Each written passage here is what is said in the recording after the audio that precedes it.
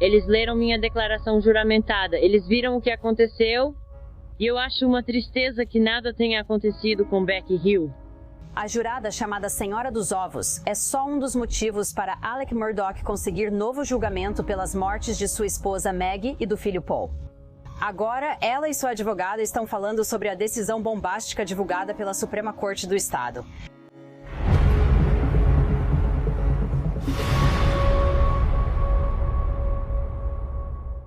Anjanette Levy e este é o Crime Fix. Falando com você de Colômbia, Carolina do Sul. Estou em frente à Suprema Corte do Estado. Foi aqui que a decisão bombástica, a surpreendente decisão que anulou a condenação por duplo homicídio de Alec Murdaugh, foi divulgada. Em 2023, um júri considerou Alec Murdaugh, membro de uma dinastia jurídica da Carolina do Sul, culpado pelo assassinato de sua esposa Maggie e de seu filho Paul na propriedade de caça da família, Moselle Hunting Estate. Após o julgamento, surgiram sérias dúvidas sobre a conduta da escrivã Becky Hill, especialmente em relação aos jurados. Hill se declarou culpada no fim do ano passado por má conduta no cargo e perjúrio ligados ao julgamento, mas nunca foi acusada de manipular o júri. Mas alguns acreditam que ela deveria ter sido, especialmente a jurada 785. Ela é Mira Crosby, que era conhecida como a Senhora dos Ovos, porque pediu para pegar uma dúzia de ovos na sala dos jurados, depois de ser dispensada pelo juiz Newman antes do início das deliberações. O motivo? Uma dúzia. Sim, uma dúzia de ovos. Uma dúzia de ovos. Agora aqui está Becky Hill de uma audiência em janeiro de 2024 falando sobre suas interações com a Senhora dos Ovos. Você fez perguntas para ela antes mesmo dela ser examinada pelo juiz, não fez? Meritíssimo, eu não fiz nenhuma pergunta para ela. Eu considero que o escrivão do tribunal não é totalmente confiável como testemunha. A senhorita Hill foi atraída pelo canto da sereia da fama. No final, os juízes aqui na Suprema Corte da Carolina do Sul concluíram que as ações de Becky Hill foram impróprias. A decisão unânime afirmou que, por 6 semanas no início de 2023, os olhos do país se voltaram para o condado de Colleton, onde o estado processou o notório ex-advogado Richard Alexander Murdaugh pelos assassinatos de sua esposa Maggie e de seu filho Paul. Estado e defesa de Murdaugh apresentaram bem seus argumentos ao júri, enquanto o tribunal conduziu com habilidade esse caso complexo e de grande repercussão. No entanto, seus esforços foram em vão porque a escrivã do Tribunal do Condado de Colleton, Rebecca Hill, interferiu na balança da justiça, negando assim a Murdaugh o direito a um julgamento justo por um júri imparcial. E adivinha só, esses juízes realmente citaram a Senhora dos Ovos em sua decisão. A Senhora dos Ovos era conhecida como a jurada número 785. Os juízes escreveram: em contraste com o depoimento de Hill, a jurada número 785 afirmou Juror 785 averred. Na audiência no Tribunal de Primeira Instância e em declaração juramentada anexada por Murdaugh a pedido de novo julgamento, que Hill a interrogou sobre as postagens nas redes sociais e se ela havia tido contato com o ex-marido. Na declaração juramentada, a jurada número 785 relatou que Hill, sabendo dos medos da jurada em relação ao ex-marido, informou a ela que policiais interrogaram o ex-marido sobre as postagens. Ofereceu restabelecer as ordens de restrição que a jurada número 785 tinha contra ele e especulou que os Murdaugh provavelmente influenciaram o ex-marido quando ele ligou para a jurada número 785 na manhã do veredito.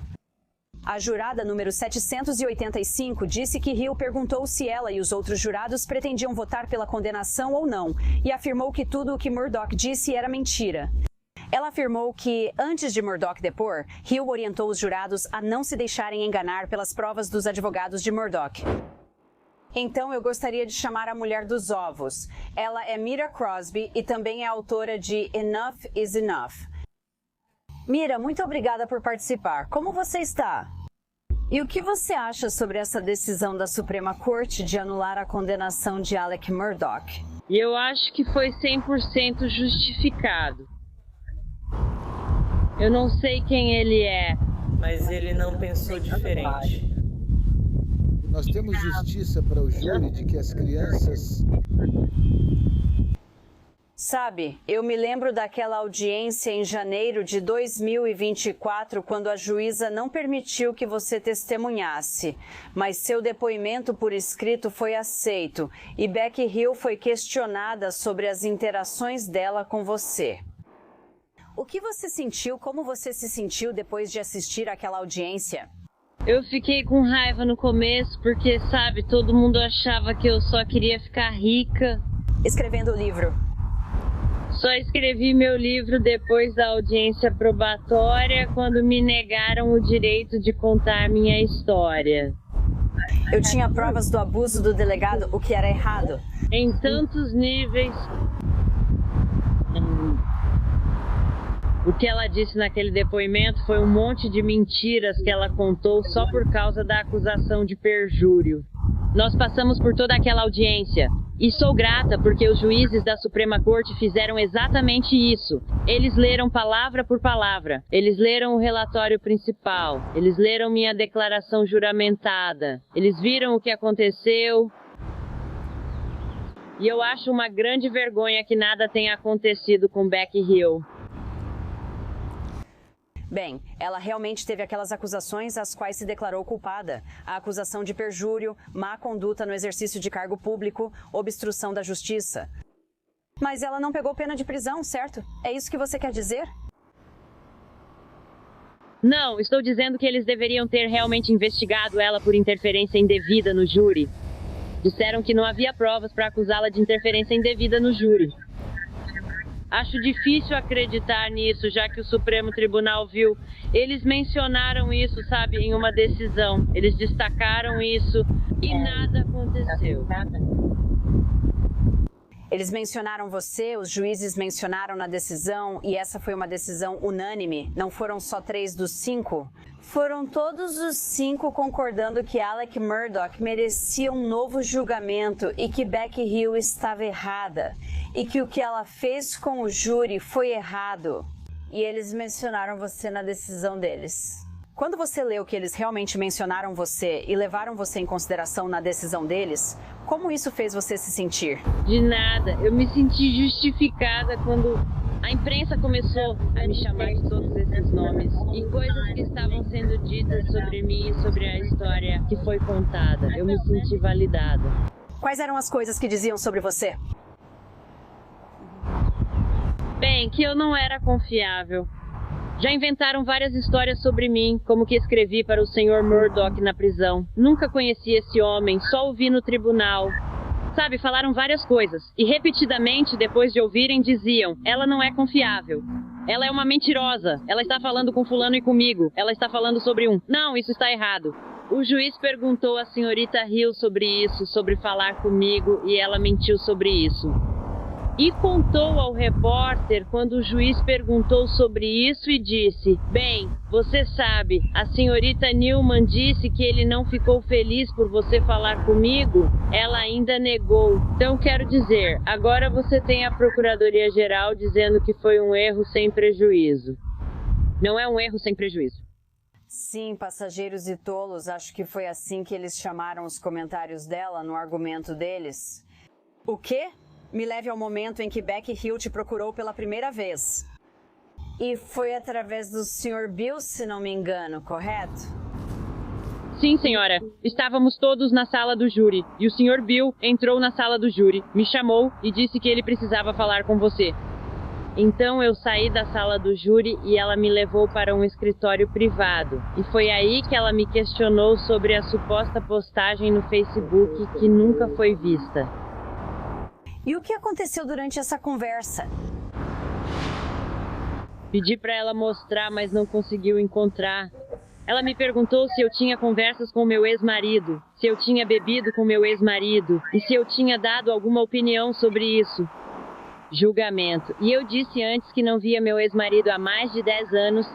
Ela usou o telefone dela para olhar minha página do Facebook. Eu entrei pelo telefone dela e ela disse: bom, deixa eu ver se eles estão compartilhando algo sobre o seu marido. E eu disse para ela, falei, não posso te mostrar minha página do Facebook porque fui bloqueada. E eu disse para ela que eu tinha compartilhado o seu contra ele. E eu estava bem abalada. E ela me perguntou: bom, você já decidiu sobre Alec? sabe, se eu já tinha tomado alguma decisão sobre o veredito, e eu disse que não. Eu disse, sabe, eu só quero ouvir tudo. Estou indecisa no momento. E eu achei que isso era o fim, mas não foi. Naquela tarde eu estava bem assustada. Voltamos para o tribunal. Eu estava tendo, sabe, o pensamento de, sabe, colocar isso pra fora. Sobre você. Eu tive... E nós fizemos uma pausa naquela tarde. Eu desci porque sou fumante e fui com os fumantes. E eu estava visivelmente abalada. E eu pedi para um dos policiais chamar a Beck até onde estávamos.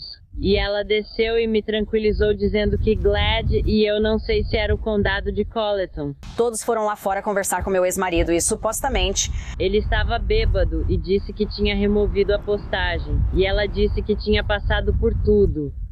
Acho que eles tinham uma lista que... Quando ele chegou ao tribunal, eles verificaram a memória dele e ela me garantiu que o nome dele não apareceria. Como foi quando você foi chamada de volta à sala do juiz Newman e então ele te interrogou? Bem, ele me perguntou quando cheguei lá. Eu não sei o que posso dizer e o que não posso dizer. Ele me perguntou quando entrei lá se eu sabia por que estava lá e respondi que sim. Este é o Sala da Beck e eu sou sua irmã. E ele perguntou, ele disse... Se eu falei com meu ex-marido e eu disse, eu não sabia que você estava com ele. E ele disse, bem... Você sabe... Tivemos um divórcio complicado e consegui uma ordem de restrição. Fiquei completamente confusa. E ele te removeu. Parecia, e de acordo com a transcrição, sabe, parecia que eles estavam dizendo que você realmente conversou com seus inquilinos sobre o caso. E ambos os meus inquilinos disseram categoricamente que nós vamos querer. Então, daqui pra frente você vai acompanhar esse caso? O que pretende fazer? Vou seguir em frente com minha vida. Escrevi o livro, como você disse, porque chega uma hora que basta. E eu queria contar minha história. Sabe, muita coisa mudou por causa do banco de alimentos, e é isso que eu faço. E por ela ter sido assassinada, eu desejo o melhor para ele. Espero que ele tenha um julgamento justo. E então, infelizmente, eu não acho que nada vai acontecer com Beck Hill por causa do que ela fez consigo mesma. Mas ela realmente deveria ser processada. Por influenciar indevidamente os jurados. Sim, senhora. Você acha que Alec Murdaugh é de fato inocente? Ou ainda acredita nisso? Tem uma opinião? Assistiu ao julgamento por 6 semanas, mas ela não pôde deliberar. Você acha que ele é de fato inocente? Você acredita que a acusação conseguiu provar o caso? Eu não tenho uma opinião sobre se ele é culpado ou inocente. Ainda tenho perguntas que não foram respondidas para... Até hoje, quais são essas perguntas? Minha primeira pergunta seria, sabe... Por que não encontraram as armas do crime? Porque a Sled mentiu sobre a arma, sabe? Sobre o... Se você tem provas suficientes para julgar alguém por assassinato, então... Você diz que tem essas coisas, porque diria que tem se você... Não tem. É que havia coisa demais sem explicação. A cronologia não fazia sentido para mim. Tive dúvidas sobre isso, que talvez fossem respondidas se eu estivesse na sala do júri. Mas eram dúvidas válidas, e sabe, eu queria ouvir tudo antes mesmo de começar a deliberar. Acho que é isso que um jurado deve fazer. Então, Mira, você está defendendo que Beck Hill seja realmente processada por manipulação do júri à luz dessa decisão dos juízes da Suprema Corte? Eu acredito que ela deveria... Mira Crosby, muito obrigado. Eu agradeço pelo seu tempo. Obrigado. Agora gostaria de chamar Joe McCullough. Ele é o advogado de Mira Crosby, também representa Jersey e é ex-sócio de advocacia e amigo de longa data do advogado de Alec Murdaugh, Dick Harpootlian. Então, Joe, muito obrigada por vir aqui à Suprema Corte conosco. Qual é a sua reação, antes de tudo, ao caso ter voltado para um novo julgamento? Não é uma surpresa. Pelo que vi, estou envolvido nesse caso desde antes do julgamento por assassinato. E sabendo o que eu sabia antes do julgamento, assistindo ao julgamento e depois acompanhando os argumentos na Suprema Corte, essa decisão era inevitável. É anticlimático. resultado, mas uma opinião interessante. Uma opinião interessante porque criticou Becky Hill. Disse que ela pôs o dedo na balança da justiça, e isso foi algo que todos nós vimos naquela audiência em janeiro de 2024. Sabe, a opinião é uma das decisões de anulação mais educadas que já li em 49 anos. Ninguém realmente sai prejudicado, exceto a escrivã judicial. O interessante é que o caso e a opinião realmente transbordam com isso. Desdém em relação à má conduta da escrivã judicial. Na verdade, se você me permitir, a nota de rodapé, uma das notas de rodapé diz, como o título do livro dela sugere, acontece que Hill estava bastante ocupada por trás das portas da justiça, prejudicando a integridade do sistema judiciário que ela jurou defender. Então, quero dizer, a Suprema Corte não poupou palavras ao criticá-la. E esse novo julgamento, essa anulação, é baseada inteiramente na má conduta dela, e em 7 páginas trata das questões financeiras. E o que alguns diriam que foi um erro do juiz. Outros diriam que foi um exagero da promotoria, apresentando provas demais que eles sabiam ou deveriam saber que eram inaceitáveis e que causariam prejuízo e talvez levassem a uma nova decisão. Mas sem a manipulação do júri, não tenho certeza se as questões do 404B seriam suficientes para conseguir um novo julgamento. Já ouvimos a Maíra mais cedo, mas como está a Mandy de Jersey? Bem, a Mandy está aliviada. Ela está estressada. Ela não gosta dessa atenção. E, na verdade, meu papel como advogado delas, advogado da Mayra Crosby e da Mandy, começou com o pedido delas para que eu interviesse e fizesse com que a imprensa não falasse com elas. Em algum momento, acho que eles sentiram que, por causa da conduta da senhorita Hill, deveriam falar comigo sobre isso. Essa informação deveria vir à tona, e elas foram muito corajosas nisso porque sentiram na época e sentem agora que se confirmou que tinham razão, ainda mais que ele não teve um julgamento justo. Como você acha que será o segundo julgamento? Porque esse vai ser um julgamento muito diferente, já que as provas dos crimes financeiros serão permitidas, mas não em tanta quantidade. Bem, como promotor e advogado de defesa na maior parte da minha carreira, já refiz muitos julgamentos e eles são difíceis. Difíceis em um sentido porque você sente que está lidando com algo requentado, mas são um desafio em outro sentido porque você já tem um roteiro. Você sabe o que o outro lado fez no primeiro julgamento.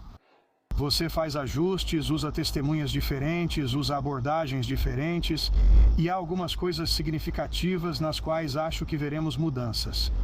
Principalmente acho que a acusação vai adotar um motivo diferente.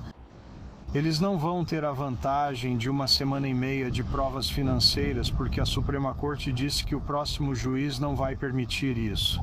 Eles podem ter isso, mas não o bastante para construir esse motivo de forma significativa como fizeram no primeiro julgamento, prejudicando-o.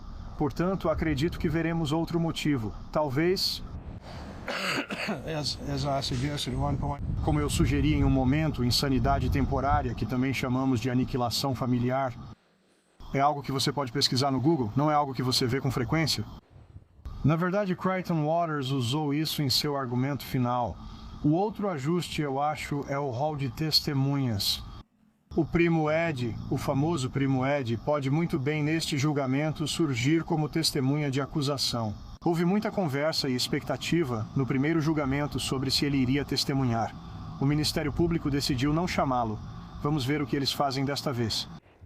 E o primo Ed ainda está com o caso pendente, sem solução. Você acha que o Ministério Público só o mantém em espera? O primo Ed está, se você quiser dizer assim, na geladeira, ou eles estão guardando ele como uma galinha choca um ovo. Totalmente, na minha opinião, antecipando a possibilidade muito real de um novo julgamento, e eles querem manter as opções em aberto. A Suprema Corte da Carolina do Sul realmente quer que os casos avancem. Eles não querem casos se arrastando. Então eu acho, tenho certeza que... Isso. Ed e seus advogados gostariam de ver seus casos resolvidos, mas a promotoria não achou adequado fazer isso, porque eu acho que eles queriam guardá-lo para usar depois. O que acha de mudança de foro? A defesa vai solicitar isso neste caso? Bem, quero dizer, meu bom amigo Mark Tinsley acredita que isso deve permanecer em Colleton. Não tenho certeza se a defesa vai concordar com isso. Acho que eles estão preocupados porque é um condado muito pequeno, onde muita coisa sobre esse caso aconteceu durante o primeiro julgamento de 6 semanas. Isso pode tornar impossível selecionar um júri imparcial e objetivo, pessoas sem influência prévia. Vai ser um desafio. É um condado pequeno com um número limitado de pessoas. Acho que você só liga para todos do condado de Colleton e espera o melhor. Quando você acha que ocorre esse julgamento? Bem, essa é uma pergunta interessante. O procurador-geral anunciou ontem que pretende ver esse caso julgado novamente muito em breve, e isso levanta 2 pontos. Primeiro, ele afirmou que a necessidade de um novo julgamento era para as vítimas. Não tenho certeza se as vítimas neste caso, a família Murdoch e a família da Meg, seriam a favor de um novo julgamento. Só não tenho certeza disso. Mas em segundo lugar, o procurador-geral, Sr. Wilson, está no meio de uma campanha eleitoral para governador. Então ele vai tirar 4 semanas de uma campanha entre agora e a eleição em novembro para sentar à mesa dos advogados e comandar tudo como pareceu fazer no primeiro julgamento? Isso é pedir demais, então não sei. Meu palpite é 27, mas posso estar errado. Pode estar errada, pode estar certa. Pode estar certa, mas acho que os 2 lados estão se preparando para a guerra antes de novembro e prontos para isso. Alec Murdoch vai depor no próximo julgamento? Bem, eu sei o que sei por conversas que nem todo mundo do lado da defesa concordava com essa decisão e que no fim das contas foi uma decisão dele. O caso será julgado de forma diferente e acredito que a conversa também será outra. E o meu palpite minha previsão, acho, é que ele não vai depor. Acho que dava para notar pela linguagem corporal da última vez do seu amigo Dick Harputlian e do Jim Griffin, que eles não ficaram satisfeitos com essa decisão. Bem, eu, conversei com eles e não vou falar sobre essa conversa, mas acho que eles já disseram publicamente que essa decisão foi do Sr. Murdoch, que ele é um advogado experiente em julgamentos, e que ele sentia que poderia convencer um júri. Se ele estava errado, talvez, dado o que sabemos agora, o que estava acontecendo nos bastidores com a funcionária orientando o júri, como agora a Suprema Corte reconhece, pode ser que não importasse o quão persuasivo ele fosse. Vamos ver na segunda rodada. Vamos sim. Jim McCullough, muito obrigada. Tudo bem? E é isso para este episódio do Crime Fix. Eu sou Anjanete Levi, falando diretamente da Suprema Corte da Carolina do Sul. Vejo você aqui na próxima vez.